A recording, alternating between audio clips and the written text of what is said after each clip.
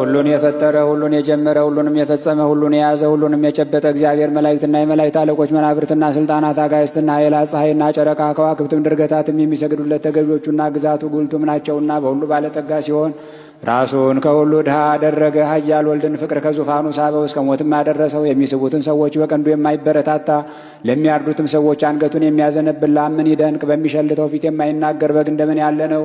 በመከራው ጊዜ በሚወጉት ፊት አፉን ያልገለጸ ምን ትዕግስት ነው! ዮሴፍ ከተወዳጃት ክቡር ዕንቁንም ከውስጧ ካገኘባት ሳጥን የተገኘ ኅብስት እንደምን ያለ ነው! በውስጧ ሰው ካልገባባት አዳራሽ የተገኘ ጽዋ እንደምን ያለ ነው!